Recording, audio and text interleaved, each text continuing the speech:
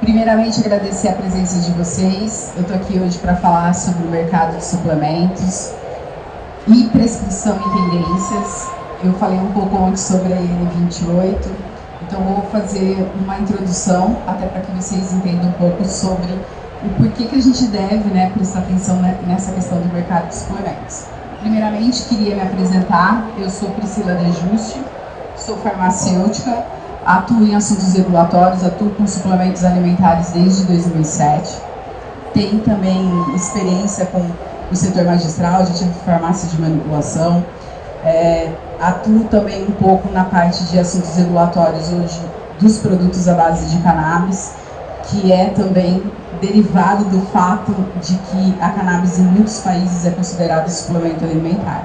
Então, eu acompanho esse mercado desde 2007. Quando eu fui convidada a entrar para o mercado de suplementos, a empresa que me contratou, eles tinham feito uma análise de mercado, eles estavam vendo as tendências, isso em 2004. Eles estavam começando a prestar atenção, a gente está há quase 20 anos, de observação em relação a isso, de quando eles fizeram a pesquisa. E olha que interessante o decorrer, porque lá em 2004 eles tinham a intenção de entrar no mercado de medicamentos genéricos. Os genéricos tinham acabado de sair, era uma novidade, era promissor, e eles foram convencidos a não investir em medicamento genérico e investir em suplementos alimentares. E aí eu entro no projeto em 2007. Quando eu entrei no projeto em 2007, era uma área que eu não tinha o menor conhecimento, que era a área de suplementos alimentares. A área de alimentos é algo que cabe a nós farmacêuticos, mas, no entanto, a gente não tem dentro da nossa formação até muito a questão dos alimentos. E para mim foi assim, entrar para um mercado totalmente diferente, onde eu fui fazer assuntos regulatórios, me deparei com a dificuldade que era de fazer processo de registro de suplementos alimentares e vi o quanto que ali no começo era difícil. Até a empresa, ela era uma empresa dos Estados Unidos, então a introdução da marca, a gente utilizou uma estratégia de colocar os suplementos nas farmácias de manipulação, porque era onde eu tinha expertise, eu conhecia a farmácia de manipulação.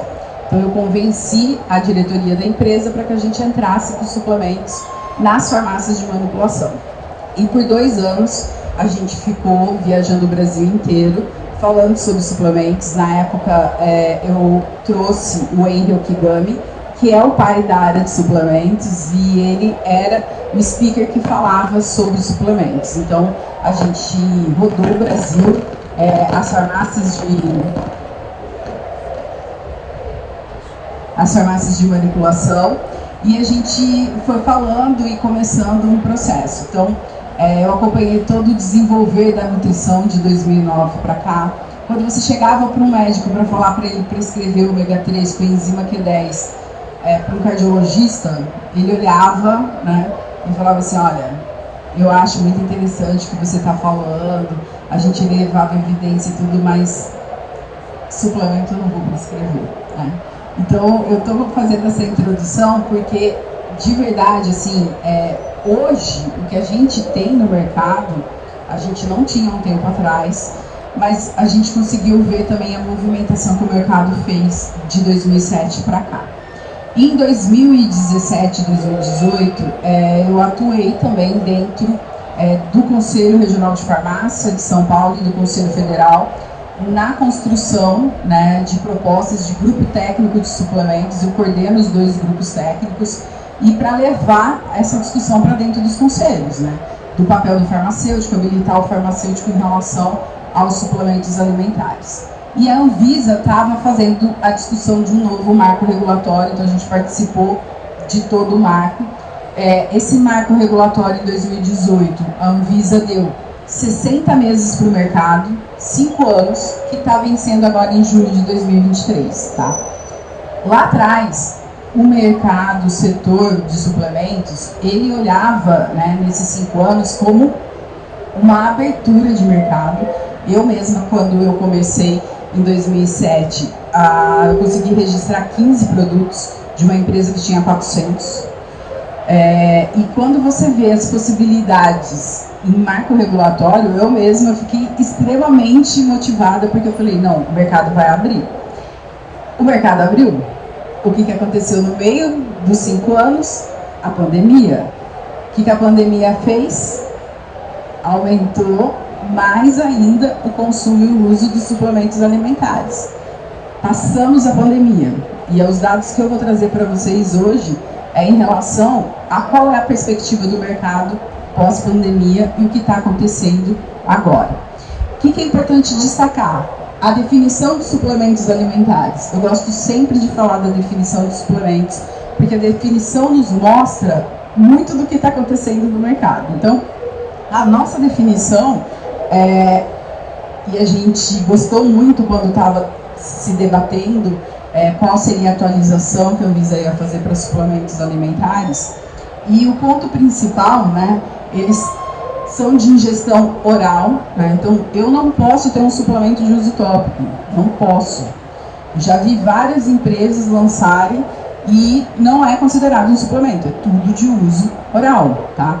Então a gente já tem um avanço em relação às perspectivas. Não há necessidade da gente exagerar. Então, tudo que é de uso oral, a gente pode. Olha que importante. Apresentados em formas farmacêuticas. Então, hoje a gente tem N possibilidades em desenvolvimento. A gente pode trabalhar com suplementos de diversas formas. Xarope é suplemento? É. Então, xarope N-acetilcisteína, que se colocou no mercado, é um suplemento? É. Antes a gente trabalhava só com cápsula, pó e sachê. Hoje eu posso ter goma. A melatonina, como que o mercado fez quando entrou a melatonina? 0,21 miligramas. A gente tem uma influência do mercado internacional. A gente quase, né, não vê as possibilidades que a gente tem. O que o mercado fez com a melatonina? Gota. Não existe melatonina em gota em nenhum outro lugar. No Brasil, sim, porque os prescritores, inclusive, vão prescrever 5 gotas. 1, 2, 3, até 5 para chegar em 1 miligrama. Ah, mas é muito pouco. A gente está acostumado a usar as doses do mercado americano, do mercado europeu, né? Ah, precisa ser de 10 miligramas, precisa ser de 5 miligramas, precisa ser de 3. A gente não sabe, porque a gente não estudou microdose. A gente não estudou 1 miligrama. E se vocês forem ver os resultados que os nutricionistas estão tendo com 1 miligrama, eles estão muito satisfeitos. Porque muito paciente tem efeito rebote da melatonina. Só que o mercado magistral não acordou para essa questão da melatonina. Quase não se faz melatonina, porque é 0,21. Mas o mercado de suplementos, ele soltou a melatonina em gotas, em comprimido óleo dispersível e também soltou em goma, né? Então, eu já vi, inclusive, melatonina com gotinha de chocolate, tá? Que o paciente, o consumidor, pode utilizar até 5. Então, assim, as adequações em relação a formas farmacêuticas, elas vêm acontecendo. Então, a infinidade de suplementos que a gente tem no mercado é grande. O Brasil cresceu mais de 200% no consumo de suplemento em goma. A gente não tinha esse hábito em goma. Hoje, a gente já tem um mercado extremamente aquecido também em relação a usar a goma. Mas comprimido, tablete, comprimido óleo dispersível, a gente ainda não está tanto como os outros países e a indústria nacional vem desenvolvendo. Outra situação interessante da minha definição, né? Os suplementos, eles podem ser isolados ou combinados. Então, quando eu fazia processo de registro, eu só podia fazer ômega 3, eu só podia fazer coenzima Q10, eu só podia fazer vitamina D, vitamina C, eu não podia fazer uma associação. Hoje eu posso ter ômega 3 no mercado com vitamina D, com vitamina K, com coenzima Q10. Eu posso compor uma associação. Então hoje, quando você vai para farmácias, quando vocês recebem informações de suplementos, você tem uma infinidade de produtos. Os multivitamínicos que a gente tinha antes era aquele de A a Z de praxe. Hoje eu posso fazer outros tipos de desenvolvimento e associar os suplementos, tá? Então, abre as oportunidades de eu, inclusive, desenvolver estratégias. O que acontece também? A gente tem muito insumo entrando no mercado como suplemento. E aí os insumos também, o mercado magistral conhece bem, sabe trabalhar e formular bem, né? Então, é interessante também vocês começarem a pensar na questão também de ter a marca própria de vocês, de ter um volume cada vez mais. Eu vou falar bastante em relação à venda online também, que é uma realidade que aconteceu na pandemia e que agora, né, a tendência é que ela permaneça. Então, é extremamente importante a gente entender, né, a pesquisa da Biad. Não sei se vocês conhecem. A Biad, ela fez uma pesquisa há uns anos atrás em que ela colocou que 54% dos brasileiros consumiam algum tipo de suplemento. Em 2020, eles fizeram de novo a pesquisa e observaram um aumento para 59%. Isso antes da pandemia, tá? E fizeram também um recorte, né, em relação a como os consumidores estavam se reportando durante a pandemia.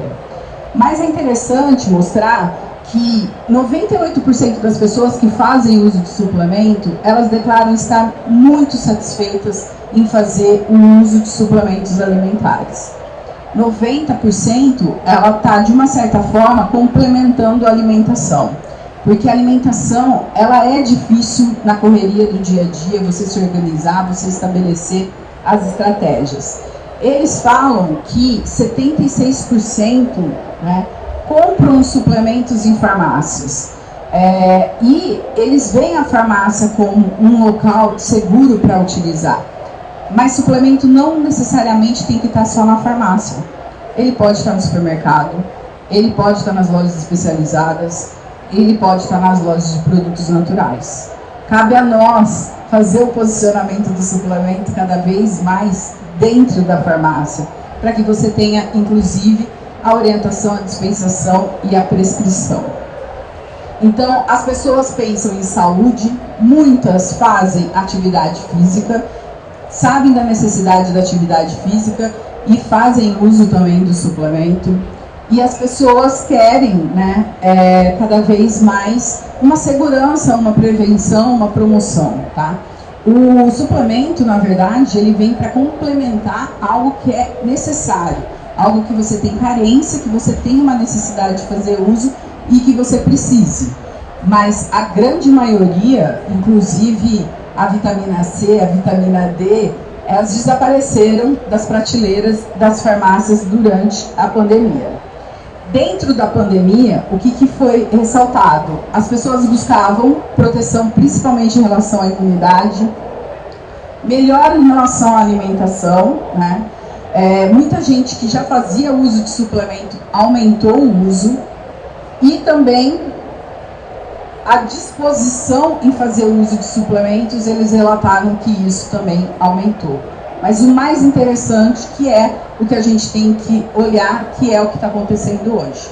70% das pessoas declararam que continuariam fazendo o uso de suplementos mesmo depois da pandemia. E é o que aconteceu. Quem nunca tinha usado suplemento, começou a usar suplemento durante a pandemia, permanece fazendo uso de suplemento.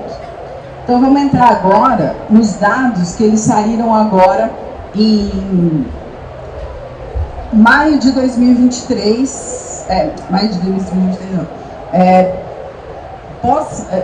é de maio, né, que eles pegaram esses dados e lançaram para o mercado. A OMS declarou o fim do estado de emergência mundial, então a gente pode dizer que a Covid acabou, tá? Mas foi, né, para todos nós, um período muito difícil, muito complicado em relação a tudo que a gente vivenciou, né? Então, o mercado, ele está se movimentando e ele está prestando atenção. Tem coisas que aumentaram muito o uso e que diminuíram. Então, por exemplo, álcool gel a gente nem conseguia comprar, né? Hoje não é um item que a gente consome da forma como a gente estava consumindo durante a pandemia. Mas as pessoas não deixaram de usar o álcool gel. A mesma máscara, né? Tem algumas coisas que diminuiu o consumo, mas as pessoas ainda permanecem.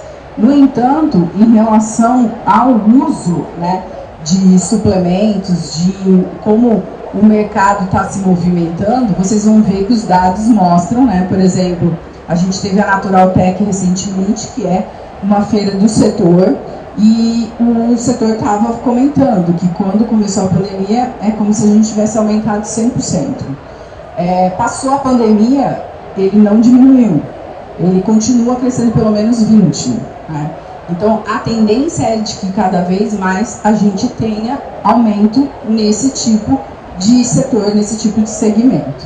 Então, hoje, quando você olha, né, que o mercado brasileiro vai crescer entre 7% e 10% nos próximos anos, e você vê a questão, né, do que aconteceu nos fatores determinantes de crescimento entre 2021 e 2022, que foram anos mais difíceis.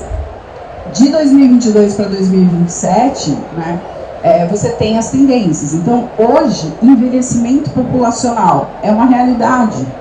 As pessoas estão envelhecendo, as pessoas estão tendo mais anos de vida, e a questão é como ela quer viver. Eu até, às vezes, eu estou até com um ex-aluno aqui, eu falo isso, provoco algumas coisas em sala de aula, quando a gente está fazendo aulas de pós, e fala também sobre envelhecimento. Vocês se imaginam com 50 anos de formado na ativa? Isso vai ser realidade. A gente vai ter muito mais que isso, né? Mas como que eu vou estar com 50 anos de formado na ativa? Eu vou estar bem ou eu vou estar ali, né, sobrevivendo? Qual é a longevidade que eu quero? Qual é o estímulo que eu quero de estar vivendo muitos anos? Ninguém quer morrer. Então, se eu quero viver 100 anos, eu vou viver 20 anos da minha vida doente? Ou eu vou viver 100 anos bem? Então, as pessoas hoje, quando se fala em envelhecimento populacional, vem principalmente estilo de vida que aumenta a incidência de doenças na terceira idade. Então, hoje a gente não fala tanto em prevenção, por exemplo, de hipertensão, de diabetes, de tantas doenças cardiovasculares. É possível prevenir? É possível minimizar? Então, esses são dados também, e um olhar que a gente tem que ter, principalmente quando a gente está querendo, né, pensar nas tendências que vão vir e como eu me preparo para esse mercado, tá? Então, a gente tem cada vez mais, né, a questão das novas tecnologias. A tecnologia hoje ela é muito presente, então ou eu entro e me aprofundo, ou eu não vou conseguir acompanhar. Essa é a realidade, né? Então, muito das questões de exames que hoje a farmácia pode fazer, da questão também de equipamentos que vão chegar, de acompanhamento que você vai ter, de possibilidades de fazer com que você tenha cada vez mais um diagnóstico precoce, para que você tenha sucesso. Quando se falava que um paciente tinha câncer, ele era praticamente ali condenado, né? Hoje, quantos casos a gente ouve de pessoas que estão em tratamento e quantos casos a gente ouve de pessoas que estão curadas, né? Então, a medicina, ela vem avançando muito também. Então, existe todo esse olhar em relação a essas informações. Os novos medicamentos e as novas prescrições. Então, assim, teve muita coisa que aumentou bastante, e teve muita coisa que, de uma certa forma, vai diminuir, né? Então, é bastante interessante eu ver os crescimentos que vão continuar e os crescimentos, de repente, que vão diminuir. Então, os nutrientes, eles são os produtos que eles vão continuar aumentando, eles vão continuar a crescendo. Outros vai ter um processo de desaceleração, porque de uma certa forma passou aquele período. Então está todo mundo de olho com relação aos dados e as informações que a gente pode ter. Aqui já começa, né, mostrar o que vai ser maior, né, o que eu vou ter aumento em relação à projeção. E aqui, ó, categoria primeira, nutrientes, tá? Isso é o que vai crescer cada vez mais. Então, se eu entro nas farmácias de rede, nas farmácias independentes, qualquer farmácia que eu entre hoje, eu vejo suplemento na prateleira, tá? O aumento desses produtos também em relação à disposição nas gôndolas. As redes tinham muito mais espaço para produto dermocosmético, e hoje ela está migrando. E quando eu venho aqui e vejo a projeção para o mercado, e eu vejo que vai ter uma projeção maior, vai crescer, né? E o primeiro item é nutrientes, eu tenho que considerar e eu tenho que começar a pensar em relação a isso, tá? E cada vez mais ter um investimento mesmo nos produtos que eu devo ter ali dentro do meu giro, dentro das possibilidades e dentro das formas de apresentar isso também para os profissionais que podem me auxiliar na prescrição desses produtos.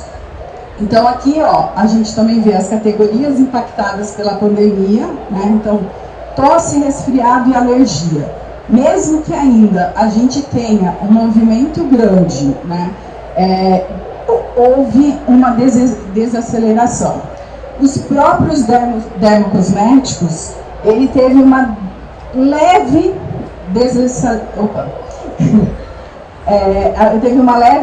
desaceleração. Agora, os nutrientes, ele já tem um crescimento sustentável. Ele está crescendo, ele vai continuar crescendo, tá? Então, antes da pandemia, quando a gente olhava lá para 2018, o que ia acontecer com o mercado de suplementos, as pessoas falavam que o mercado ia crescer pelo menos 5 vezes mais, tá? Essa era a tendência e a possibilidade. Veio a pandemia, o mercado cresceu. Acabou a pandemia, a projeção é que ele continue crescendo, tá? Então, assim, eu gosto muito de comentar também sobre a Naturaltech, porque a Naturaltech eu acompanho essa feira desde que ela começou, que era no Ibirapuera. E essa feira era uma feira que era dividida, era muito engraçado, porque ela tinha suplementos de um lado e a parte esotérica do outro. E era muito engraçado porque, assim, tipo, uma coisa não tinha nada a ver com a outra, mas era uma feira. A Naturaltech, ela cresceu num tamanho, não é só a questão de suplementos, hoje toda a parte de alimentos, né? Os estandes, as possibilidades. Tanto para vocês terem uma ideia, um dos maiores estandes era o leite na aveia, né? Que está fazendo um sucesso absurdo e cada vez mais os consumidores. Tinha um stand da Ambev que estava lá oferecendo o quê? Cerveja sem álcool. Mas estava ali colocando a marca, estava ali, né, de uma certa forma consolidando. Mas da Naturaltech que eu conhecia, para a Naturaltech que aconteceu agora no mês de junho, tinham mais de 730 expositores. Era impossível ver a feira durante um dia, tá? Então, o mercado, ele vem cada vez mais, né, aumentando, crescendo as oportunidades e estabelecendo. E quando eu vou ver os dados também em relação à projeção, em relação ao mercado farmacêutico, que é as empresas que ficam medindo isso, eles estão mostrando aqui que eu vou ter um crescimento sustentável, né? Então, mostra que eu deva olhar para isso. A gente tem mais de 90 mil farmácias no Brasil. Eu quis trazer esse slide porque não é do mercado magistral, mas é importante que vocês observem, tá? As empresas, como que elas estão fazendo, como que elas estão trabalhando. Elas estão investindo cada vez mais na UB de saúde, tá? Eles querem cada vez mais. Eu lembro que a gente brigava muito para a farmácia ser estabelecimento de saúde, e a farmácia está se transformando nisso. E como vocês estão vendo a farmácia de vocês em relação às possibilidades que vocês podem fazer? Então, o farmacêutico clínico, né, a expansão dos serviços de análises clínicas, a expansão de aplicação de medicação e vacinas. Então, isso é o que o mercado está olhando e está entendendo como interessante. E produtos de maior complexidade, especializados via delivery, né? Então, as redes, seja a rede, seja associativismo, seja as independentes, está todo mundo olhando de que forma pode implementar as questões de UB de saúde com expansão de serviços, tá? As vendas online, elas dispararam. Ah, mas não vai poder mais ter venda online. Gente, de verdade, a Anvisa perdeu a oportunidade de regulamentar o setor, né? Hoje é muito difícil. Quem nunca comprou pela internet até a pandemia, começou a comprar. Então, hoje é extremamente, né, a participação do e-commerce não tem como mais ser desconsiderado. E o e-commerce é uma estratégia também para você fazer a sua venda online. Então, a venda online, ela é real, né? E não tem como eu não pensar, inclusive, em observar. Olha aqui, ó, até o início da pandemia, como que ela era. Olha depois da pandemia. E hoje, se você for numa farmácia de rede, o atendente, ele vira para você e fala, compra pelo aplicativo. Principalmente suplemento, porque você vai ter desconto, né? Então, hoje é muito importante vocês observarem isso, porque isso não vai passar, isso não vai acabar, né? O Brasil ainda não é que nem a Alemanha, que nem os Estados Unidos, mas a gente já tem um volume, sim, em relação às vendas online. A área médica, né? Cada vez mais a gente vai ter aí todo um desempenho em relação a isso. Hoje tem muito, além disso, tem a questão da teleconsulta, do teleatendimento, os conselhos também habilitaram. Então, é real essa questão do online, né? Então, cada vez mais a gente vai ter essa integração. A área veterinária também, né, é uma área que vem crescendo, vem aumentando e que vem começando também a pensar na utilização de suplementos. E teve um dia que eu fui até chamada por uma pessoa que ela tem uma empresa de suplementos e ela queria saber o que é necessário para ela montar uma empresa de suplementos para os gatos e para os cachorros. Ele falou assim, porque o meu funcionário, ele perdeu o gato dele. E ele gastou 1.200 para mandar cremar o gato dele. Se o meu funcionário gastou 1.200 para mandar cremar o gato dele, imagina o que ele não vai fazer para os outros bichos que ele tem sobreviverem. E é real. Hoje, um pet é um membro da família, sim, né? Então, não tem como você não olhar para esse mercado em relação às possibilidades. Então, a área veterinária é uma área que a gente tem que ver, a medicina como um todo, né? Então, a área esportiva, a longevidade, a nutrologia, a ortomolecular, todas as áreas hoje estão muito com isso. A nutrição, nem precisamos comentar o quanto a nutrição cresceu de 2009 para cá e está cada vez mais se capacitando e se aperfeiçoando, e é uma das áreas da saúde que mais se prepara para todas essas situações. Então, eu acho que a gente tem que acompanhar muito, né? A gente tem cada vez mais essa questão também da geração de evidências, a gente tem que tratar a ciência, a necessidade de utilizar os fundamentos das literaturas, né?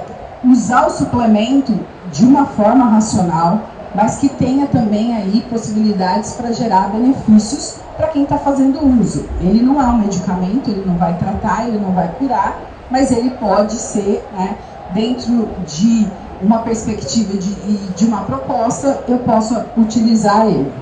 A transformação digital, ela está acontecendo, então ou eu acompanho ou eu estou de fora. Não tem como mais segurar essa questão. Então a gente tem, né, cada vez mais essa questão de ter produtos interessantes para o mercado, ter um desenvolvimento que traga ali possibilidades de estratégia. O farmacêutico tem sido muito envolvido também na área de marketing dos suplementos. E vocês têm todas as possibilidades ali dentro do negócio de vocês. Vocês podem fazer tudo isso, né? Vocês podem usar as preparações magistrais e pegar todo esse movimento mesmo em relação a isso. Mas a farmácia também precisa se colocar para fazer dessa forma e está pensando cada vez mais em relação à utilização dos nutrientes. Prescrição. O farmacêutico pode prescrever a 586 desde 2013. O que a gente fez em 2018? A gente trouxe a questão do cuidado farmacêutico, né, em suplementos alimentares e também cita as preparações magistrais. Então, o farmacêutico ele pode prescrever tranquilamente as preparações magistrais que envolvem os nutrientes e tudo que está permitido como suplemento. Depois a gente tem a resolução de 2022 a 731 do Conselho Federal de Nutrição, que atualizou, tá? E que tem cada vez mais presente a questão em relação aos extratos vegetais, tudo que vem de atualização nas últimas atualizações da Anvisa, o Conselho Federal também atualizou ano passado. A gente vai soltar em parceria do Conselho Federal de Nutrição e o Conselho Federal de Farmácia um guia de prescrição para o nutricionista, para o farmacêutico, para a dispensação, que é necessariamente para a farmácia de manipulação, tá? Eu acredito que até outubro a gente tenha a divulgação desse guia. Mas se o nutricionista já prescrevia, ele vai prescrever muito mais. E aí, para entendimento também da farmácia, né, que a gente fica nessa discussão, pode, não pode, que vai fazer, então a gente estabeleceu isso. O Conselho de Fisioterapia também tem resolução que o fisioterapeuta pode prescrever. Ontem eu dei uma palestra aqui, a fisioterapeuta veio me perguntar: aonde está escrito que 5-HTP não pode ser prescrição do nutricionista? Aonde? Do nutricionista, não, desculpa, do fisioterapeuta. Sabemos das resoluções de habilitação dos profissionais? Os fisioterapeutas podem prescrever suplementos. Além deles, da fisioterapia, né, você tem também os TOs, que são os terapeutas ocupacionais, que também fazem parte do Conselho de Fisioterapia. Aí você tem a biomedicina, que também tem uma resolução que fala principalmente em relação à fisiologia do esporte e da prática do exercício físico, tá? Então o biomédico, ele pode também, inclusive em relação à questão da atividade física. Ah, eu não concordo. Gente, é o conselho deles que habilitou eles e as prescrições desses profissionais nós podemos receber sem problema nenhum. O Conselho Federal de Biomedicina, ele tem já, né, a questão da prescrição de suplementos e a questão das atividades esportivas. O Conselho de Educação Física, o ano passado também soltou a resolução deles que dispõe a atuação do educador físico na área de suplementos, mas ela é válida para o estado de São Paulo, tá? Os outros conselhos, eles vão ter que se movimentar, porque o Conselho de Educação Física é diferente dos outros conselhos profissionais de saúde. Não é só o federal que determina uma resolução, tá? Os estados, eles podem também, e eles fizeram. Então a educação física também tem uma resolução que permite o educador físico a indicar os suplementos alimentares no estado de São Paulo. Suplementos alimentares. Então eu tenho grandes oportunidades para uso humano. Acho que todos vocês concordam comigo que existe sim no mercado e uma tendência em relação ao uso humano. Tá? Ao uso veterinário, a gente está começando, tá? Mas para animais de grande porte, a indústria de suplementos, ela trabalha muito forte para determinados setores. Para o gato e para o cachorro, a gente está começando, né? Então, para quem também pensa ou tem a área veterinária, é interessante começar a ver também as possibilidades para utilizar os suplementos alimentares no uso veterinário. Quais são as oportunidades que eu tenho, né, para o mercado magistral? Vocês têm, né, eu sempre falo, outro dia tinha um médico me questionando por que não pode usar vitamina D mais do que 2.000 I, por que tem esses limites, essas coisas, né? Aí eu virei para ele e falei assim, até 4.000 I de vitamina D pode, né? Só que você não vai achar produto no mercado de 4.000 I porque não pode. Uma coisa é o que está estabelecido na IN, que é até 2.000, outra coisa é o que cabe cada profissional habilitado por seu conselho prescrever, né? Então, ele pode chegar até 4.000. Mas de que forma que ele vai conseguir chegar até 4.000? Através da preparação magistral, tá? Ele pode tomar 2 ao invés de uma? Pode, né? Mas eu estou citando um exemplo de que você pode fazer a personalização, você pode ajustar melhor. Por exemplo, suplemento não pode ter fitoterápico. Uma coisa é suplemento, outra coisa é fitoterápico. Quantos produtos a gente tem disponíveis no mercado? Os próprios probióticos. Os probióticos, a gente está engatinhando na área de produto acabado, porque você tem que fazer o registro, é difícil você fazer a avaliação segurança. A Anvisa engessou muito a questão dos probióticos. Na área magistral, vocês podem deitar e rolar. Vocês têm uma infinidade de possibilidades em relação aos probióticos. E é extremamente importante, né, fazer essa divulgação, fazer essa orientação em relação a isso. Quantos insumos vocês estão recebendo de informação agora, esses dias, que vocês podem utilizar com esses apelos, com essas situações no dia a dia? Marca própria é algo, né, que cada vez mais as farmácias estão começando a ter um despertar de ter uma linha de suplementos. Ter uma linha de suplementos faz eu fugir das questões da vigilância sanitária, que não me deixa ter produto acabado ali na minha prateleira, né, produto pronto, e a venda online, tá? Isso dá liberdade para vocês em relação à marca própria. E aí é muito tranquilo também para trabalhar dessa forma, tá? A venda online, gente, como eu coloquei para vocês, quem ainda não está fazendo, deve começar a fazer, tá? Porque é necessário. As pessoas hoje querem comprar de forma online. Mas eu não estou ali no balcão, eu não estou fazendo a orientação, não tenho contato comigo e tal. Mas é extremamente interessante para que vocês observem, para que vocês possam ter também as oportunidades que o mercado está dando para vocês. Profissionais de saúde que podem prescrever suplemento. A fisioterapeuta ontem estava aqui contando todos os relatos que ela tem e o quanto que ela também está ensinando outros fisioterapeutas. Então, assim, a fisioterapia vai crescer em relação à prescrição. A biomedicina, eu não vejo tanto movimento, mas quem atua na área estética pode. E também não tem problema nenhum em relação a isso. Educador físico, se eu faço um contato com o educador físico, explico para ele todos os produtos que eu tenho, tudo que eu posso fazer, que eu posso proporcionar, ele vai indicar na farmácia. Eles têm pavor quando os alunos vão para os body shops, para as lojas especializadas, que compram um monte de coisa que não era para ter comprado, que faz uso errado dos suplementos. Então, assim, a creatina, eu mesma tomo creatina. Há uns anos atrás, eu ficava assim, não pode tomar creatina, não é assim.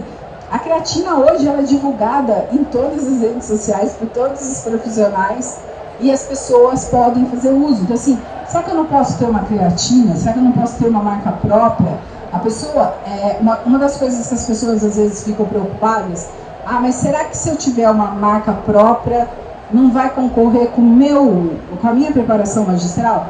Gente, o consumidor está dentro da farmácia de vocês, está comprando os produtos de vocês, é só agregar valor. É mais um produto que vocês vão estar vendendo. Tem coisa que não vai conseguir substituir, porque eu não consigo colocar dentro. Por exemplo, eu vou fazer um produto para quem tem dificuldade para dormir. Eu posso usar melatonina, eu posso usar inclusive os fitoterápicos, eu posso fazer tanta coisa ali na minha preparação para poder melhorar aquela situação. Eu estava contando ontem na aula da IN28, eu não tenho conflito de interesse em falar em marcas, tá? Mas eu achei muito interessante a Gabriela Pugliese lançar o colágeno dela. Ela lançou 3 colágenos e aí ela vai e lança o 4º com melatonina, que é o sono da beleza.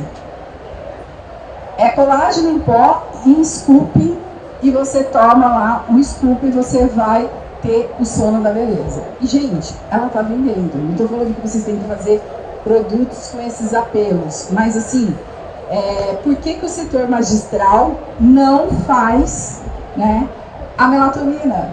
Eu hoje deixei o pessoal, provoquei o pessoal em relação a isso e estou provocando vocês hoje, né? Vocês têm todas as formas farmacêuticas para fazer melatonina, a goma, o chocolate, tudo que vocês querem fazer ali no dia a dia de vocês, né? Inclusive ele na cápsula e colocar outras coisas com a melatonina.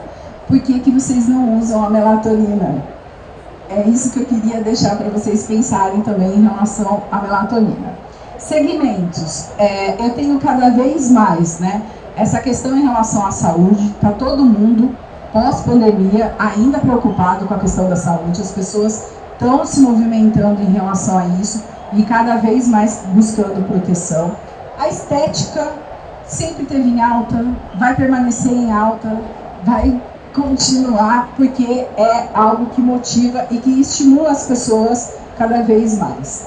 A área esportiva é uma área que cresceu muito nos últimos anos e ainda tem muito fôlego pela frente. O envelhecimento, a gente precisa cada vez mais estar preparado para essa questão de quais são as possibilidades e alternativas que a gente pode promover para o envelhecimento. E a área infantil é uma área também que vem crescendo, porque as crianças hoje, ou elas têm influência dos pais e dos pais, né? Ou as crianças estão tendo um momento de não querer comer carne, né? Então tem muito essa onda vegetariana, vegana, e a suplementação infantil está cada vez mais também sendo discutida. A própria suplementação do cálcio, né? Existe um movimento de você começar a suplementar a criança e o adolescente, não deixar só para a fase adulta. Então, a área infantil é uma área que está crescendo bastante e que a gente tem muitos senões. Mas, como eu mostrei ontem sobre a IN28, a gente tem tudo lá que as crianças podem utilizar nos limites mínimos e máximos dos constituintes autorizados. Então, isso me dá mais tranquilidade, porque a Anvisa já autorizou. E quando não tem nada que a Anvisa estabeleça ali nas plataformas, principalmente no Power BI, o profissional que está prescrevendo, ele tem competência para isso, tá? Então, eu também teria um olhar para a área infantil, que eu acho que existe bastante possibilidades. Bom, pessoal, era isso que eu queria trazer para vocês, tá? Vocês conseguem fazer contato comigo através do e-mail e através das redes sociais. A ideia é trazer para vocês os dados recentes pós-pandemia, estratégias para o mercado, né? E tentar estimular com que vocês atuem na área, né? E que vocês cada vez mais possam avançar em relação a isso, porque eu brinco que assim, é uma parte muito gostosa você trabalhar na promoção, na recuperação e na prevenção, né? Então, a gente pode fazer isso. Os outros profissionais da saúde têm se envolvido cada vez mais, o farmacêutico tem também corrido atrás em relação a isso. Então, o fato de vocês estarem aqui é porque vocês têm interesse nisso. Então, eu só espero que vocês consigam avançar e que cada vez mais a gente veja esse mercado da forma como está, mas também continuando o crescimento deles. Então, eu acompanho desde 2007, posso falar para vocês que já vi muitos relatos de prescritores que conseguiram fazer muita coisa pelos pacientes. Eu acho que a farmácia é o melhor lugar ali para poder lidar com todas essas situações. Então, agradeço e vou abrir agora se vocês quiserem fazer alguma pergunta.